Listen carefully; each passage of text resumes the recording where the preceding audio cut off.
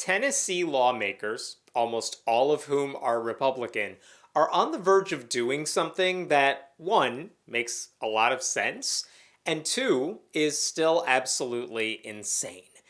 And it concerns atheists, so I figured I should tell you about it. Here's all you need to know for background.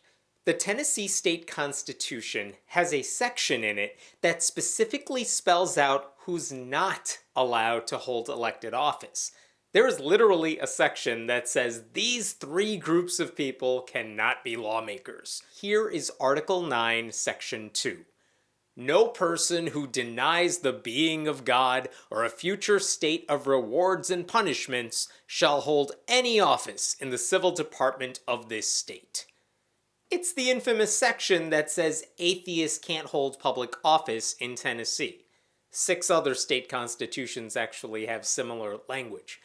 Now, if you're familiar with that passage, then you probably also know that it's completely unenforceable due to a 1961 Supreme Court case called Torcaso v. Watkins, which basically enforced the whole no religious test for public office thing. I won't go into those details here, but the point is, an open atheist could hold elected office in Tennessee, and anywhere else in the country for that matter, as long as they got elected, which, for what it's worth, is a very hard thing for an open atheist to do in Tennessee. Despite that, though, the state constitution still says there is this ban on atheists holding office. Even after that Supreme Court decision, it remained on the books. It's a vestigial reminder of a more intolerant past. The reason that section still exists on paper is because there's a process for amending the state constitution that requires more than the Supreme Court saying this part doesn't work anymore. To change it, lawmakers have to pass a resolution over 2 consecutive legislative sessions to get rid of the section, and then voters need to approve that change in a future election. Those are a lot of obstacles. It takes years to accomplish.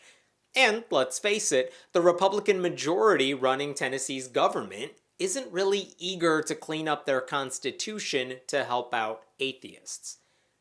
Now here's where it gets interesting. I said that part of the Constitution lists 3 groups that can't hold office. One of them is atheists.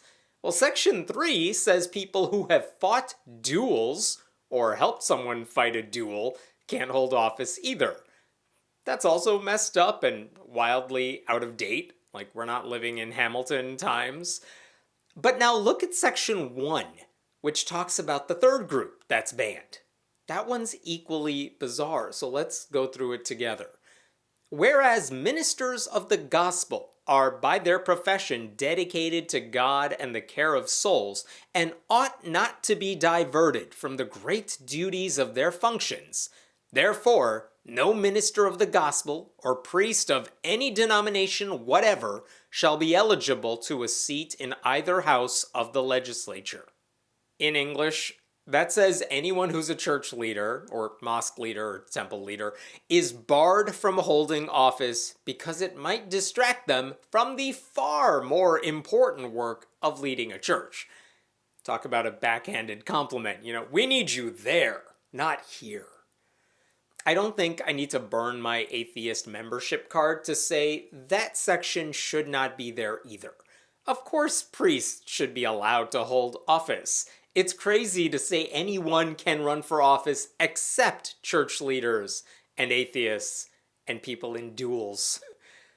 Thankfully, that anti-priest section is also unenforceable due to a separate Supreme Court case. But just like the anti-atheist section right after it, it takes work to remove that passage from the state's constitution and clean up the document. Well, guess what? Republicans in Tennessee are now taking the steps to remove Section 1, and only Section 1, from the state constitution. They want to clean the document of the anti-priest language while just sidestepping the anti-atheist language. Senate Joint Resolution 55, sponsored by State Senator Mark Pody, would amend the Constitution by eliminating Section 1 if it passes through the legislature this year and has the support of the majority of voters in the 2022 general election. On its own, the resolution is sensible. I will say it again, that part of the Tennessee Constitution should be eliminated. If a pastor wants to run for office, that's fine. Hell, just look at Senator Raphael Warnock, the Democratic Georgia senator, who is still serving as pastor of Ebenezer Baptist Church. I know it's a different state, but I love the guy. I don't think he should have to choose if he doesn't want to. Having church leaders in office isn't a problem. Having people legislating their faith or ignoring church-state separation would be, but that's a separate issue. The two do not necessarily overlap. Here's what I don't get. Or maybe I do. If Tennessee lawmakers are going through all this trouble of getting rid of an archaic section of their Constitution, because they should, why not just get rid of that entire article? It is the height of Christian privilege for a lawmaker to eliminate an unenforceable law banning priests from holding office while keeping the also unenforceable law that bans atheists from the exact same thing, even though they're literally right next to each other in the document. I don't really care about the dueling part of it, but that should go too. It would have taken no real additional work to get rid of that part. Mark Pody is deliberately choosing not to. One Democrat even raised that question during a committee hearing recently, wondering why they weren't getting rid of all the toothless provisions in the state constitution. Pody's answer? That is a thought. And then he said, one simple step at a time would be best. There was also the complication that this resolution can't be amended at the moment because it had already passed last session. But still, what a pathetic dismissal. Even if the current resolution can't be amended, it could easily have been fixed from the outset if Pody cared. He doesn't. That's the problem.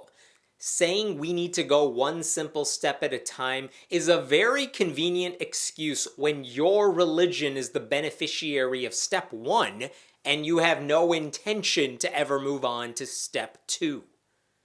I'm not surprised that Pody would do this. He's previously sponsored legislation to make the Holy Bible the official state book.